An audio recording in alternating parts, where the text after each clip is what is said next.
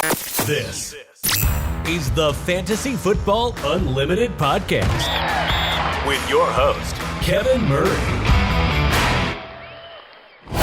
Welcome to the Fantasy Football Unlimited podcast. On this episode, one of the first shows that I ever guested on was indeed on the Rumboyz Fantasy Network. So on this episode, I'm thrilled to welcome Rumboyz Robbie himself to the show. Welcome in, my man. What is good? What is good? Thank you for having me. I'm super excited. It's a pleasure. It's a pleasure. For those that aren't familiar, what is the Rumboyz Fantasy Network all about? Rumboyz Fantasy Network is a place where you can come hang out. We're gonna help you doctor up your fantasy football lineups, but while we do it, we're gonna make sure that you have a drink as well and you get to relax. I do everything from fantasy football coverage, play-by-play. You name it, we got you covered. Check us out Sundays during the season. 7 hours of commercial-free football, as the homie Scott Hansen says. We do a NFL Rum Zone, so like we're really out here. We're grinding. You do a lot. I mean, a lot more than that. Like, you've been doing this for quite some time. We're going to dive into kind of when it all began for you and where it's taking you. I love it. But obviously, you have to be a sports fan to be loving everything you're doing and do what you do with such a passion. Talk to me about when you became a huge sports fan. Was sports a huge part of your life growing up? Yeah, absolutely. It started honestly with my grandfather. Got him tatted on my chest. The first Robert Johnson, the first Robbie E. Johnson. He's definitely the Robert though. And he was a Washington fan. From there, I was a Washington fan. My dad, a Lakers fan. My Dodgers fandom kicked in when I was living in Los Angeles as a child. So from there, it kind of just grew, like it just like grew and blossomed. I love my Dodgers with a passion. I love my Lakers with a passion. I love my Commanders with a passion. And yeah, like it just became a thing. I love my Capitals with a passion. It just became a thing growing up between the DC and Los Angeles area. You get a little spoiled with sports fandom from the Los Angeles side, but the Washington side is can be poverty at times. I love from the West Coast to the East Coast. Obviously you get the variety of everything. That's fantastic. Growing up, do you remember like who are your favorite players across all sports? Across all sports, If I had to pick one, it's got to be. It's actually a tie. It's Darrell Green and it's Sean Taylor. Those are the two. Those were two that I feel like even when I played football, I try to like model my game after, even as like a smaller guy on the defensive side of things, playing DB. And then of course at receiver, I mean, we got to acknowledge he wasn't part of Washington history, but we got to acknowledge the great Randy Moss. That's someone I feel like I tried to like model my game after when I played wide receiver. Kobe, obviously. Kobe, RIP, the Mamba. I feel like that's where I got a lot of my work ethic, the Mamba mentality, as we like to say over at Underdog, the underdog mentality.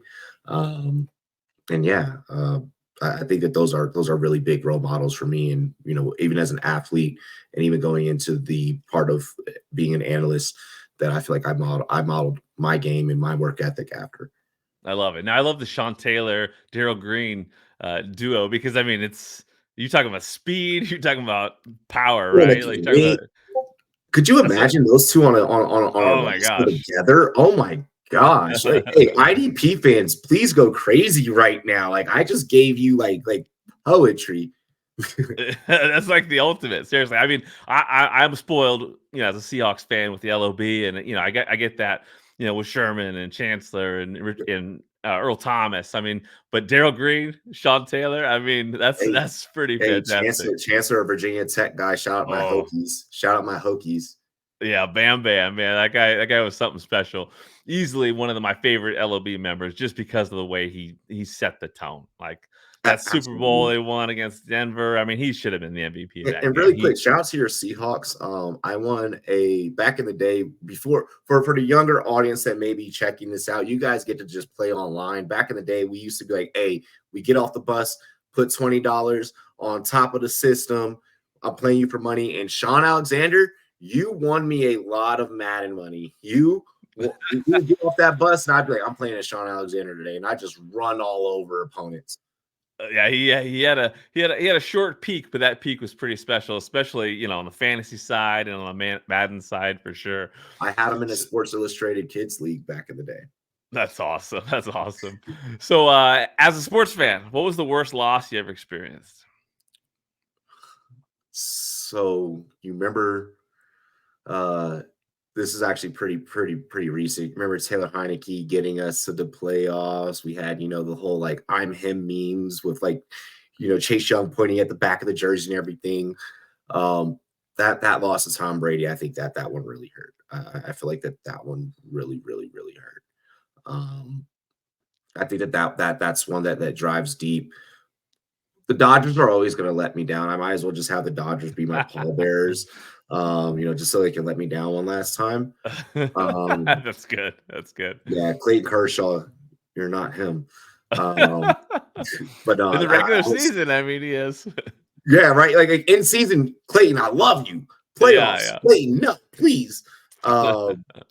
Like spare me that. But no, I would say that those are two in like recent memory that really kind of you can pour vodka and lemon juice into that one and it just burns. How about an all-time favorite sports moment? All-time favorite sports moment. Oh my gosh.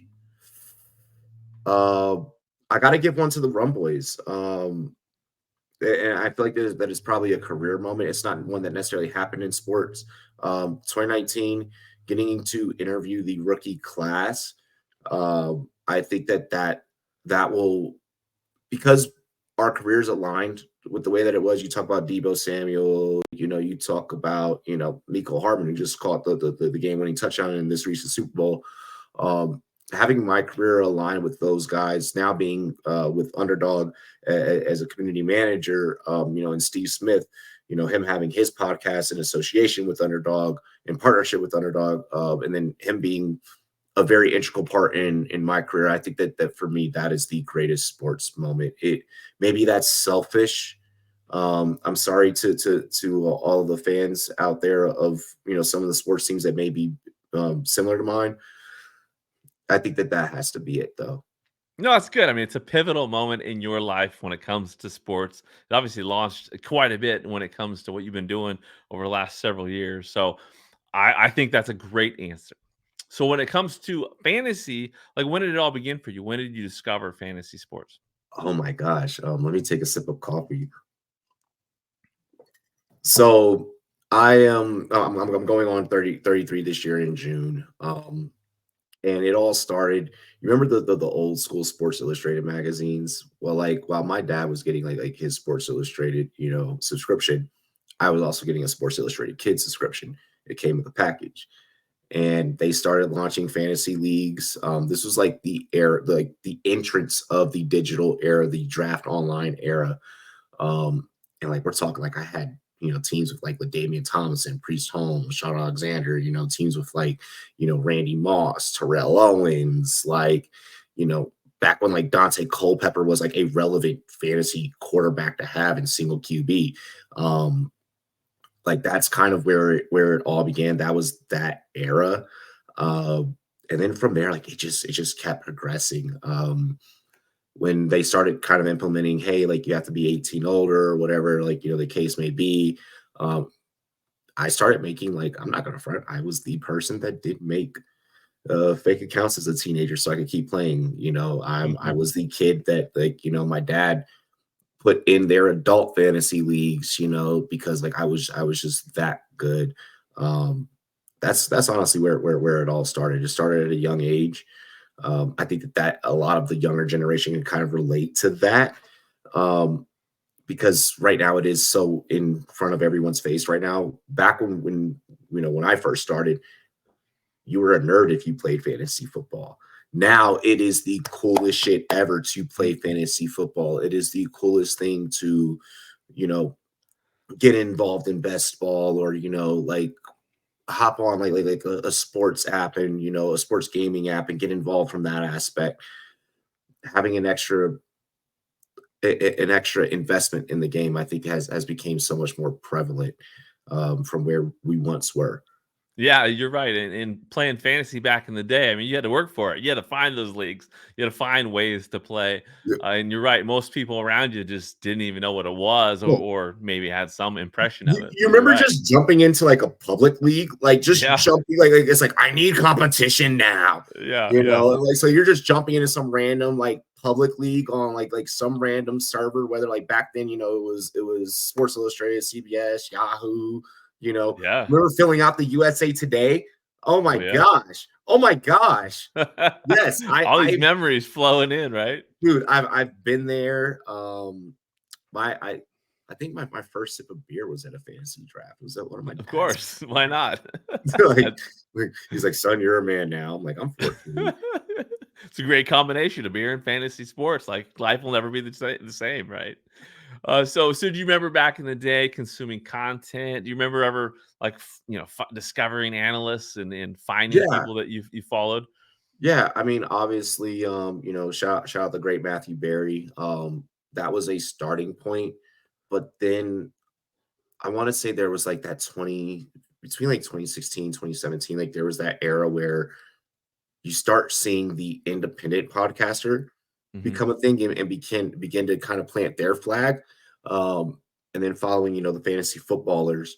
Haven't gotten a chance to work with them yet or meet them yet, which is crazy because I've met and worked with everyone else in the industry. But don't even know if I'm on their radar. If you guys see this, let's do some content. But no, I mean, kind of you enter that fantasy footballers era, um, and you begin to realize, oh snap, like that's $100, $200 mic that they got. Well, like I got, $200 sitting in the 401k, oh snap, like, you know, they're just putting up their own posters and their own stuff and, setting their own tone, setting their own vibe. And I think that's from the business aspect, seeing other people begin their journey and begin their setup is kind of what triggered me. Right now, we're not even in like the main studio. I'm actually renovating a studio now. Nice. Yeah. I mean, I'm in the middle of like a weird studio transition. I do this like every year. I need to stop. I need to just like have a studio. We're sticking with it. I love it. I love it. No, you're right. The fantasy footballers, I mean, they definitely inspired so many people, and they inspired people that got inspired by other people. You know what I mean? Like it's just it's amazing. The Their headliners. It tree was like is incredible. yeah, it was like the footballers, the headliners. Like you started seeing these brands kind of like roll out BDGE. Shout out to Nick. He's a part of the Underdog fam. Like yeah, like animal. Like you start seeing that generation of trendsetters is what created the Rumboyz. If it wasn't for them, then Rumboyz doesn't exist. Them kind of laying out the foundation, changing up your background, changing up your setup, buying new equipment, and having your audience grow with you. You Yeah. know, I'm sure the mic that you're speaking in is not your very first ever mic. Like, if you were to show your audience your very first ever mic, they'd be like, "What?" If I were to show my audience my very first like piece of equipment, they'd be like, "What?" It's crazy, and taking them on the journey with you throughout that is just such a beautiful thing. I love it. I love it. So when it comes to playing the game, what was it that hooked you? What was it about fantasy, the experience that you fell in love with way back in the day? It's a loaded question. Um, I think for me it was the endorphins of when Randy Moss goes to score. I get something in return other than just cheering. Um, when Sean Alexander runs in for a touchdown, like I get something else. I think that it was that initial adrenaline.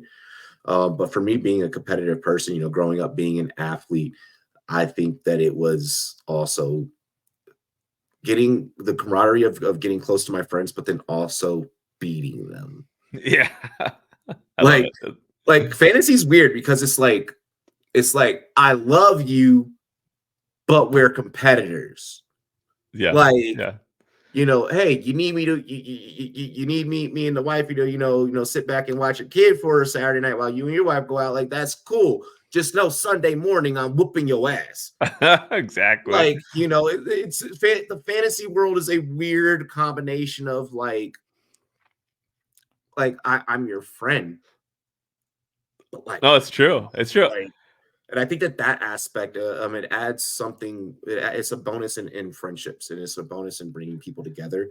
Um, that I don't think gets experienced other than if you are on a sports team or if you are competing. Those of us that have grown up playing sports, we know that camaraderie. And it's the only time that kind of when you're past your peak, when you're past your prime, so to speak, that you get to kind of relive that. It's the fantasy sports is the equivalent in all fantasy sports and all fantasy leagues. I'm not just going to seclude it to football, but all fantasy. It's the equivalent of your tea time on a Saturday afternoon with the guys. That's your only time to have peace to yourself. So I think that's really what brought me in, is the camaraderie. Yeah, no, I think that's everything. To me, that's the foundation, right? It's that league experience that kind of supersedes just the game. But it is funny, like you said, it's the connections, the engagement, the relationships that get built in fantasy leagues. But then you also want to crush them when it's time to compete with them. I love that. Yeah, I have had friends. One of my best friends, lives right around the corner from me. I have had times where he's like, "Hey, like me and the wife, we're going out tonight. Can you watch the kids?" Absolutely, sure, I'll watch the kids. Sunday comes, they'll come to pick them up, and I'm like, "You might as well just sit here and watch the games and let me hand you your ass whooping right now." And we've done that. We've sat back and we've barbecued. I've hosted live drafts. Shout out to Scott Fish. Denver live draft is about to go crazy. Shout out to Dave Klug, who's going to be, kind of hosting and orchestrating that. Super, super excited. Like just stuff like that. Bringing people together. For sure. Now, with your in your experience, do you have like a home league that you consider your primary league right now? Yeah. What's ironic is the home league ended up becoming a kind of content league as well. And this year, we're doing something a little differently. Usually we, you go to dollar store, you get those shot glasses, that and like you write on the bottom, you write the draft order. Yeah. And we call it the shot of destiny. This year we're probably gonna do Top Golf and Nice. longest carry, best carry. We'll get you your draft spot. I'm not gonna use my best swing so that I can land like right at like anywhere between 5 and 8. Yeah, that's strategic right there. So damn, they just heard that. I'm sure they just heard that. This is so getting released. But yeah, I have a home league. It became a content league. The Rumboyz isn't just the people that you see on air. Whenever you check us out on YouTube or Twitch, we're very, very deep. It's a family. It's a family. It's all about bringing people together. For sure. And having some rum. There you go. What's better than that? I love it. Yeah, you bring up, create a creative way to set your draft order. I mean, that's fun. Like you can do things in leagues to just kind of take it up a notch. You guys do any last place punishments, anything like that? We were supposed to last year. And the person that was in last place, like it was just not going to be fair. So this year, what I'm doing is I'm mixing up. Every year you kind of maybe rotate like a member or two. This year I am trying to make it a little bit more competitive. I'm trying to find people that are going to stick true. Like, hey, like if you place last, like you're doing the punishment. Probably going to make them wear, a lime green fantasy football. I suck at fantasy football vest. They got to walk down Tejon Street here in Colorado Springs with the flag that says I suck at fantasy football, and let people take pictures with them. And and they got to interview people about their leagues. So yeah, like I'll probably do that. They got to stand out there for maybe like 2-3 hours, just walking up and down the street, trying to walk in front of the police department. Yeah, that public shaming. I mean, like, what's better than that in fantasy? That's perfect. And it can even happen to me as a commissioner, and so and I'm willing to do. Me personally, as a content creator, I am willing to go out there. I will go out there for some views. I'll wear cutoff jorts and everything. Let's go! I love it. Walk down the street, you got chocolate lightning. That's great. So in your home league, or even in some like the industry leagues you might play in, like who's your biggest rival in fantasy? Who's the one person that you have to beat when you face them? This person's my mentor. Um, this person's my mentor. Really, really good friend. Anytime that I get in any league with, it's two people actually. As far as the industry, I'll give you an industry one. I'll give you a personal one. My personal one is my homie, Will Smith, aka Catfish Willie. Me and him been friends since 2015. Ever since I moved to Colorado, the way we met, kind of crazy.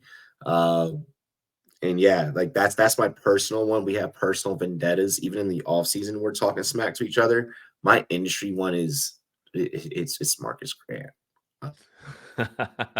Like, because he's taught me so much. He's been there Yeah. for me through thick and thin. Any career advice, any business advice I've ever needed, he's always been there.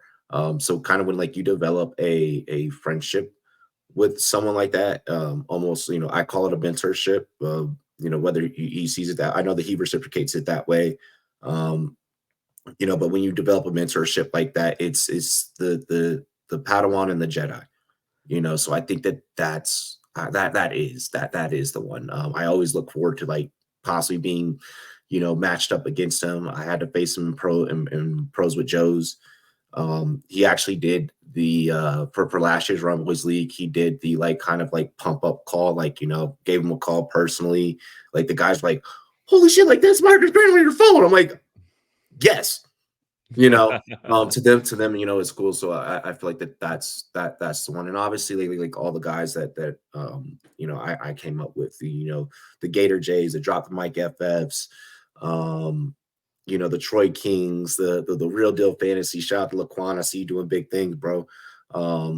Anyone that I've developed personal connections with, when we get an opportunity to compete, we're going at it. And I'm gonna make sure that I come out on top. And I they love know that. what time it is. They know what time it is. Like as soon as look Scott Fishbowl live draft last year. Like when I walked in, first off, like just sharks, like a pool full of sharks. Like Sam was there, Dave Klug was there, like you name it. Josh Larkey was there, like you name it. Like they were all there.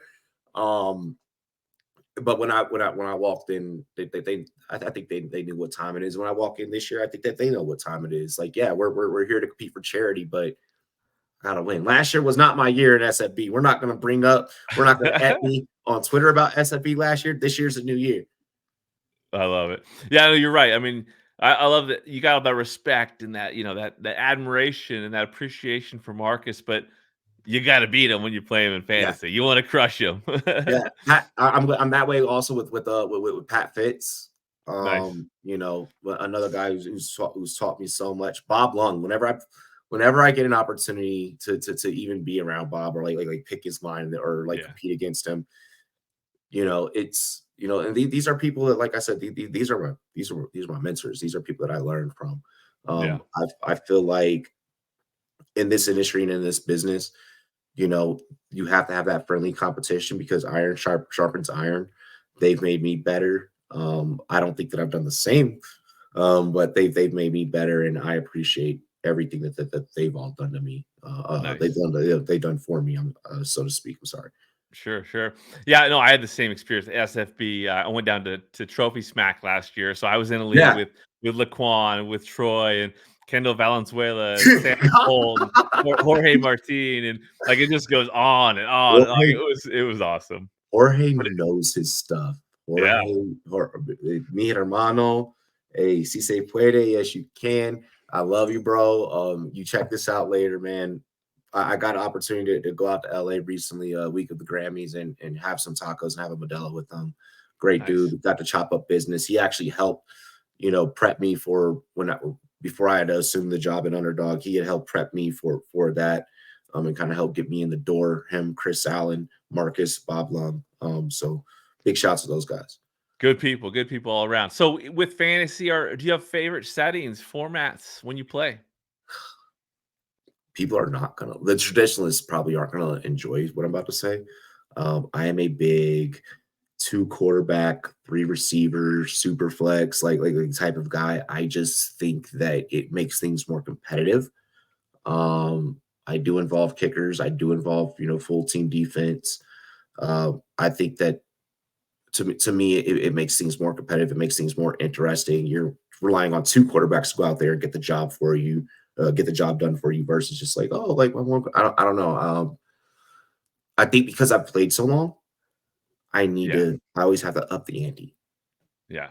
Yeah, more points, more players, more, bring it on, right? Like I can see where people have that perspective because it does. I mean, it's true. You have a lot of different leagues, a lot of them are similar.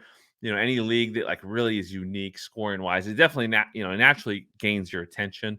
And especially if it's more challenging, well then, if you've been playing a long time, a challenge is always welcome in fantasy, right? Yeah, and this is where the traditionalists may enjoy what I'm about to say. I love redraft. I play in Dynasty, obviously. Um, I feel like we have to in our positions, but redraft is always going to be have a sweet spot in my heart. But we're always going to, for me personally, if I'm commissioner, I'm setting it at 2 QBs. I'll play in single QBs. I'll play, like standard scoring, I'll do all that stuff, but that's usually just like kind of like for fun or like, Yeah. charity. Like if I'm out there and I'm being competitive, we're going to QB. All in. I love it. I love it. So when did you start creating content? Like what inspired that? I mean, you talked a little bit about earlier about some of the guys you were seeing in the industry creating independent brands, but what was it that clicked when it comes to like you deciding to get in and start creating content? I got drunk one night. like to be honest, me and my former co-host, former co-CEO, the homie Ty Berg, we had started Rumboyz together. Um, had a crazy night partying, developed the name Rumboyz at like 2:30 in the morning, 2:30, 3 in the morning.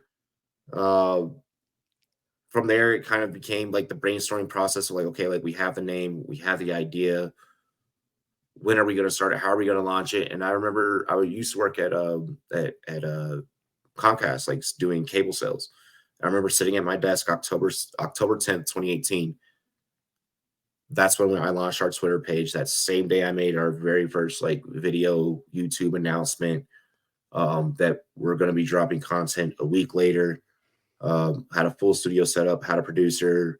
And like back then, like the YouTube algorithm used to really like, reward like pre-production versus live or, versus shorts or anything like that. Yeah. So like we did like a full scale, like pre-production thing. And our first episode looked like a Stoop Dog video. Like like I remember someone being in the comments like, I cannot see like but like now, like we were trying to be the bad boys of fantasy sports, because like Yeah. during that era, you had, the headliners and the footballers and, everyone was super clean cut. We wanted to be different, we wanted to come in and, you know, we wanted to be the ebony and ivory to like everything, in all honesty, like that was like our whole outlook. It was be diverse, be Shake it up. raw, Shake it be up, right? raunchy. Like we wanted to be the bad boys of fantasy football. And that's the way that we looked at ourselves back then. Now, because I have garnered some attention, I've garnered a little bit of respect. I don't look at myself that way anymore. I think that back then I had to, and even from like a businessman aspect, like I had to.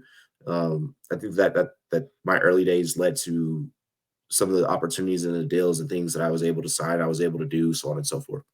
Yeah, I mean, at first, uniqueness matters, right? You gotta stand out amongst the crowd and shake things up a little bit. You did a great job with that. How did you land that, or how did that deal or that event with the NFL rookies and stuff? How did that come about?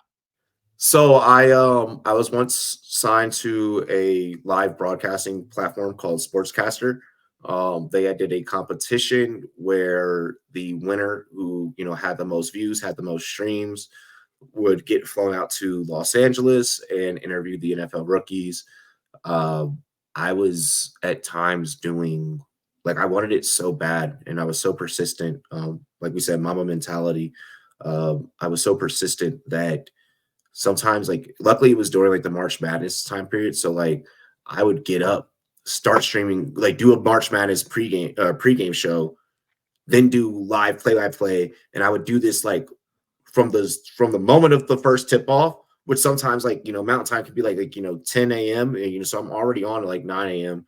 10 a.m. we're in there, like, and we're talking like no bathroom breaks, no having food, like, like it it was tough back then. But I grinded, and it was for like the competition lasted a whole month and ended in April, and then they ended up flying us out. And we won. We won by a huge margin. Like we we had pop champagne.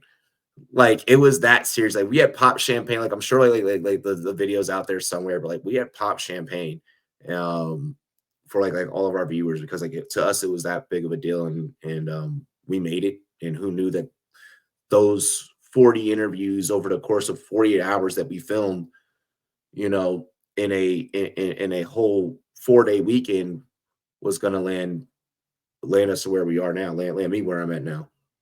That's amazing. Yeah, it's cool that an event like that can just change the course of your life and change the direction with what you do, career wise and all that. I mean, it's awesome to Oh hear yeah, about that.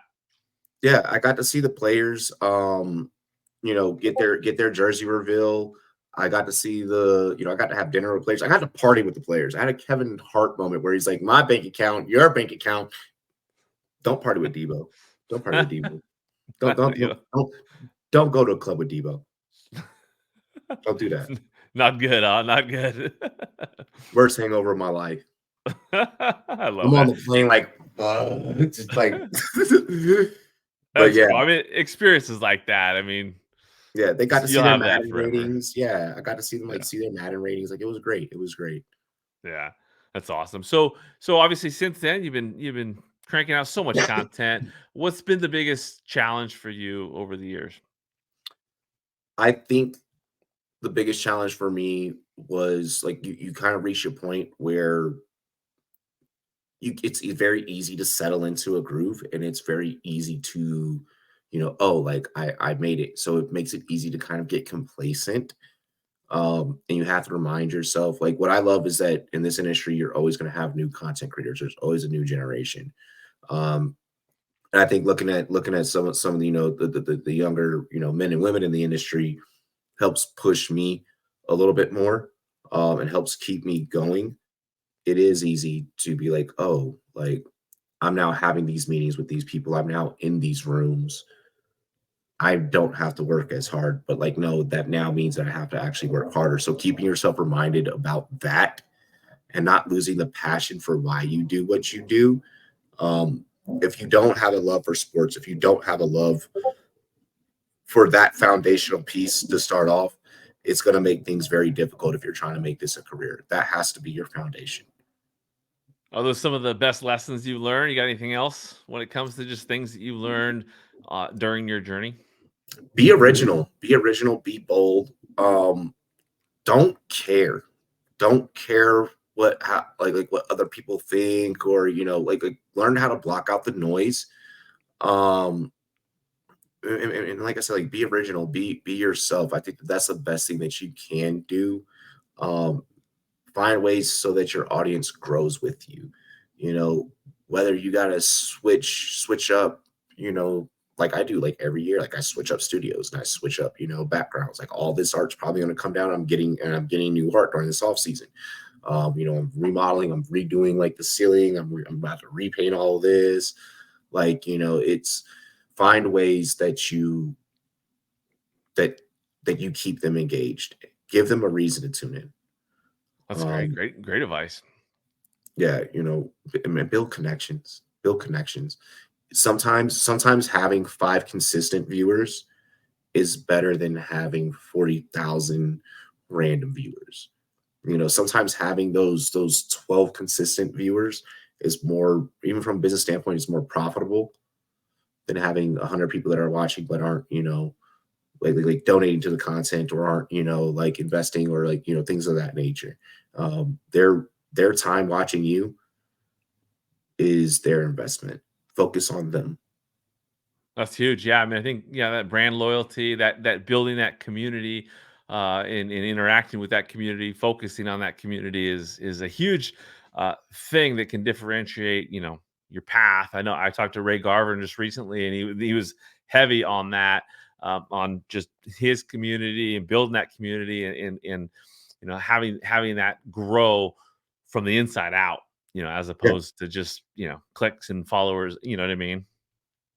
No, absolutely, absolutely. I couldn't agree more.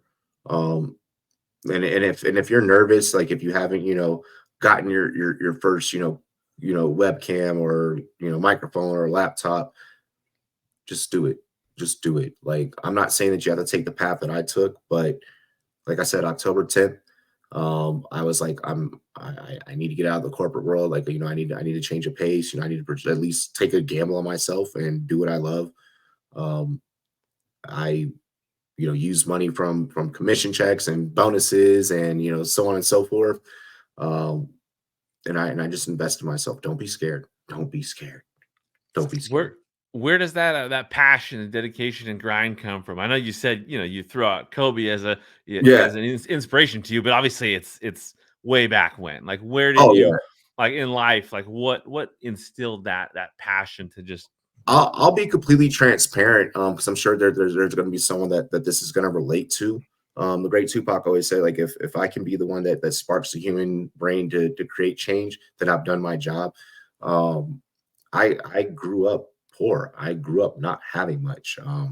I come from Southeast DC.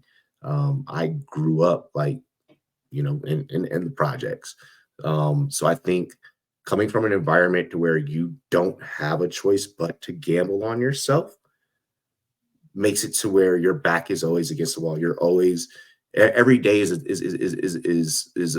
you in the corner facing Tyson. Jake Paul, be careful. Every day is you in a corner, bobbing and weaving. So I think coming from that environment made it to where I have to be more hungry than the person next to me. I can't settle for less. Um, and I honestly I attribute it to my upbringing. I wouldn't change anything about it. If I had to do it all again, I would. Throw me to the wolves. I'll come back with the whole pack. I love it. No, that's definitely an inspiring story, and great to reveal that, because you're right. There, someone out there listening, viewing this, Yeah. Oh, like a lot of love podcasters, it. like a lot of content creators will get on like these interviews and like they'll be afraid to like go deep in like their past. No, keep it real with people. like, Yeah. like tell your real story, Like Yeah. I don't care. I'm not afraid of yes, I grew up poor. I grew up poor, and I attribute all my success to that. Because of that, because when it's not that you're running, it's that you've accepted that. And once you've accepted it, it makes things easier because things from there only go up. So it's accepting I was at the bottom. I know what that's like. I don't want to go back there again. I'm not working out of fear, but I'm working out of confidence that I saw myself come from something. So I know I can keep going. I love it. Now, yeah, it's be authentic, right? Like your authenticity shines through with everything you do, and it's something that I've always respected about you. Let's talk a little bit about what's going on now. Talk to me about Underdog, the role you have there, everything you're doing with Underdog. Let's go. Big shout outs to Underdog. I love you guys. I appreciate you. You guys are a family.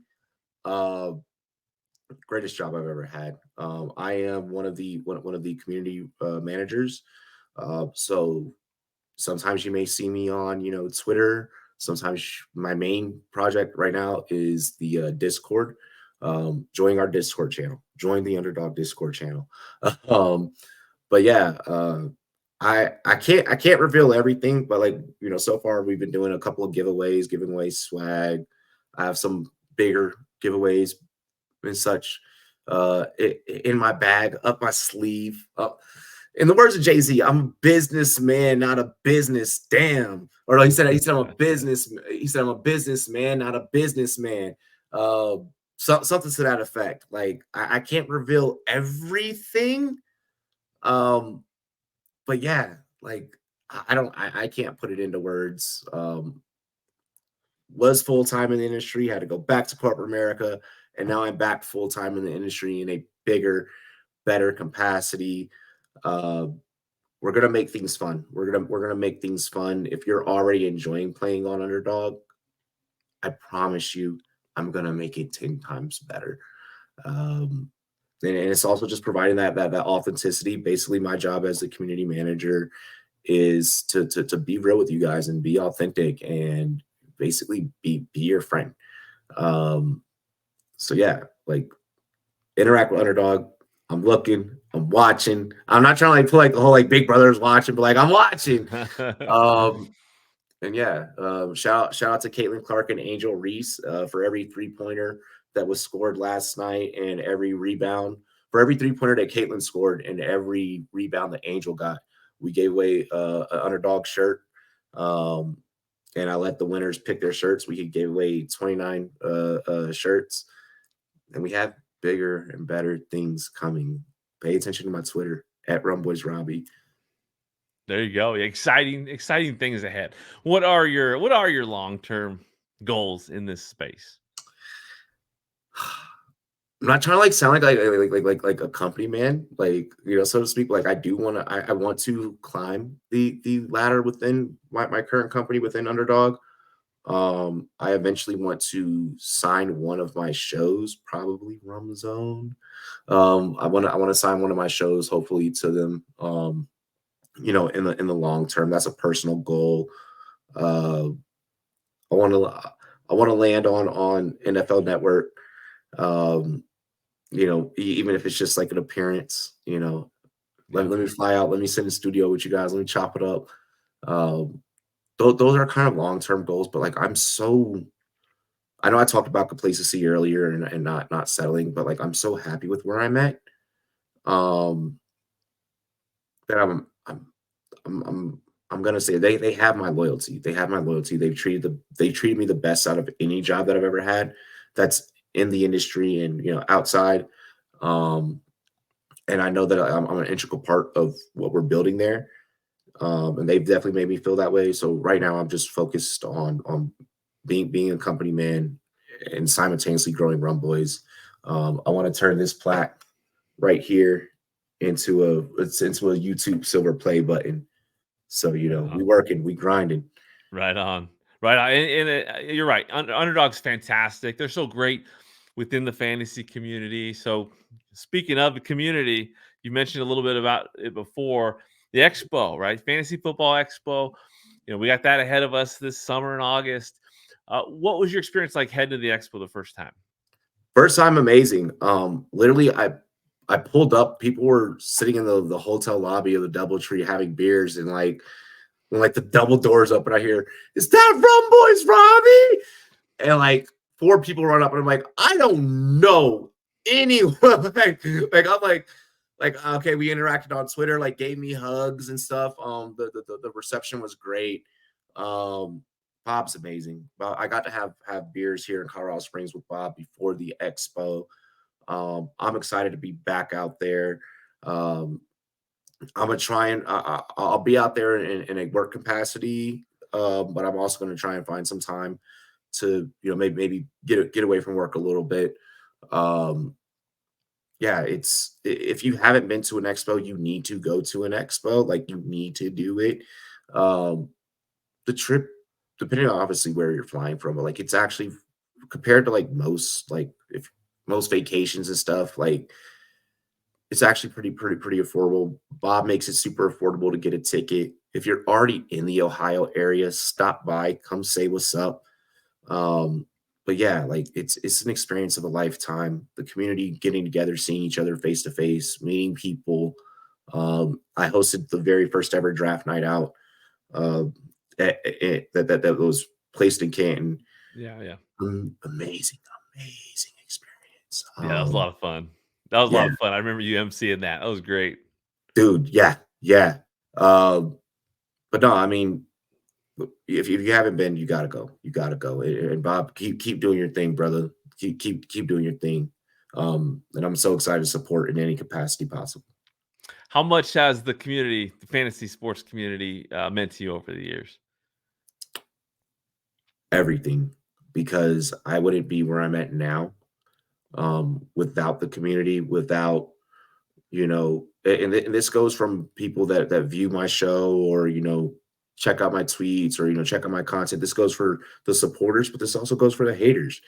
I'm nowhere without either or. Like I said earlier, block out the noise. But if you're really trying to do this, accept the fact that both things are going to come. Love and hate are going to come. You cannot exist with either or. Block out the hate. Sometimes it is constructive criticism. No one is above being criticized. Accept it, hone it, do your thing, be authentic. You'll be all right. I love it. It's great advice for sure. Now, obviously, this is a fun time of year. You got the draft not too far away right now. Any players in the upcoming draft that you're excited to see where they end up landing? Oh my gosh, I'm a wide receiver specialist. So all of my everything that I'm about to say right now is Javon Baker, Malik Washington. Obviously, we're excited about the neighbors and the Harrison Juniors, etc. But I need to see Xavier Legette, Javon Baker, Malik Washington. I need to see where they land. Yeah, it's a great class of wide receivers, or looks to be one. I mean, it's deep. There's so many names that all have unique characteristics. I can't wait to see where people end up for sure. What is there any players that even at this point when we're thinking about redrafts, in August, September, they're your guy, and then you don't care where ADP is, you're gonna get them on your rosters. Wow. I'm always gonna go after some scary Terry, but that's Washington fan base, so that's for all the homers. Everyone that loves a good homer pick. There's my homer pick for you. I'm looking at Hollywood right now. I'm looking at Hollywood Brown. I think he could have a big season with Patrick Mahomes. Right now, I'm really targeting him. I'm reaching for Sam Laporta in tight end premium leagues. I have no problems pulling ride or die with Sam Laporta. Kyle Pitts fans, eat your hearts out. I don't care that he has Kirk Cousins right now. Sam Laporta is that tight end you need to grab. Yeah. As far as running backs, I'm almost. I don't want to necessarily say that I'm going to go 0 RB this year. I'll go ahead and reveal my hand right now. You guys still won't beat me. But I'm probably leaning more towards the older side of backs versus some of the younger guys. I know that Gibbs had an amazing year last year. I'm not downing that, but I think that Barkley, even though there's no Jason Kelsey on that line, I think that Barkley could have a great year. A 1-2 touch between Robinson and Eckler. You don't need to have them both on your fantasy roster, but I think that both can be productive in that system. You're going to get the goal line touches and third down carries from Robinson, whereas Eckler's going to be utilized more so in space in that Cliff Kingsbury offense. So those are guys that I'm kind of looking at early.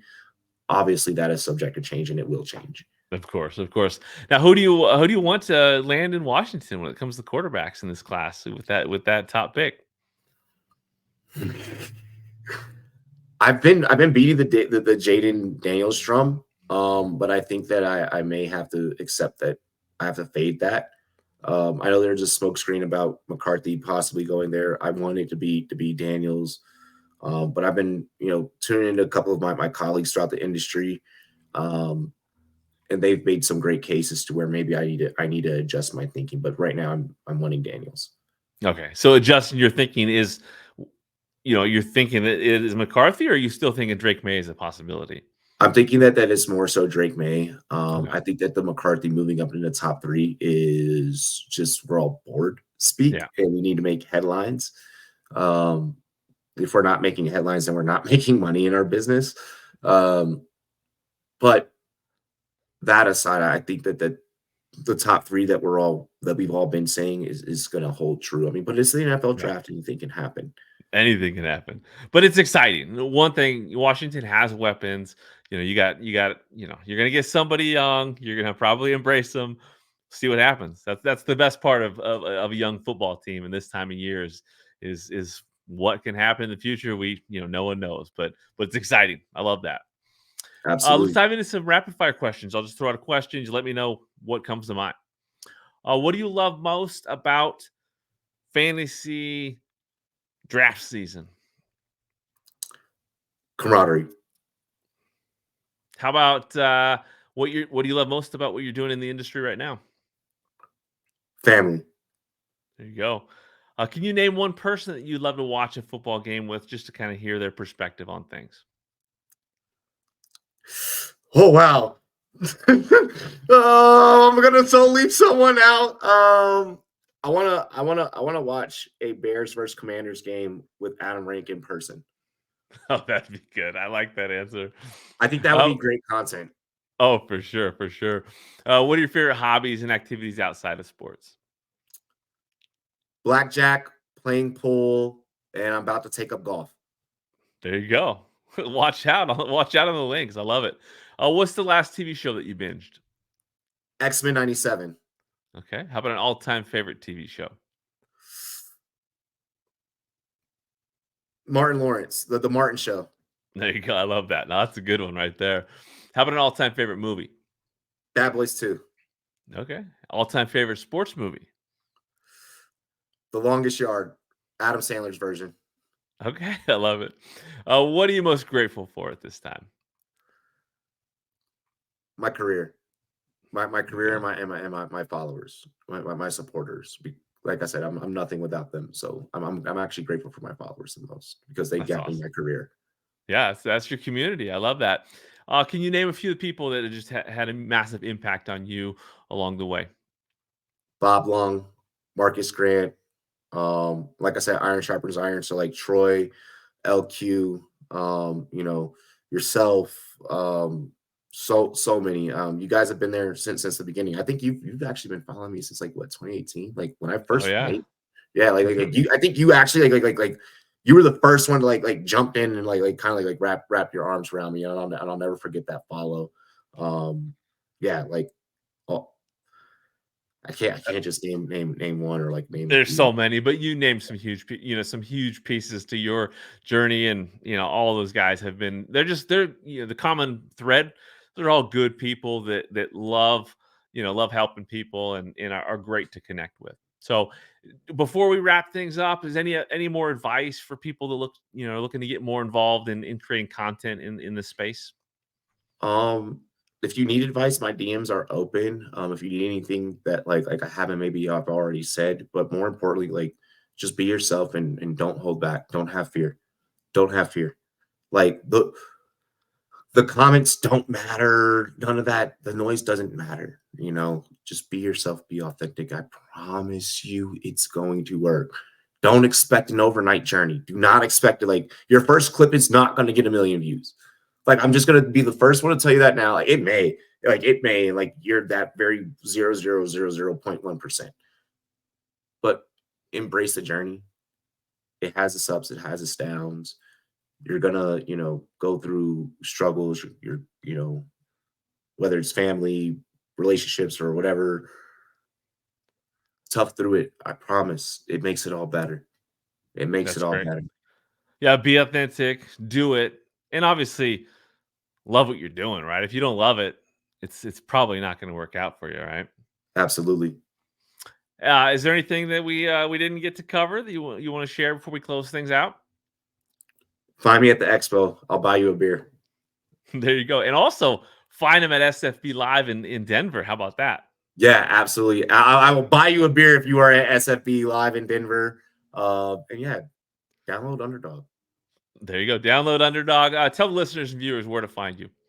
Rumboyz Robbie, and you can find me on the Underdog Discord. And you can check out Rumboyz content on Twitch and YouTube.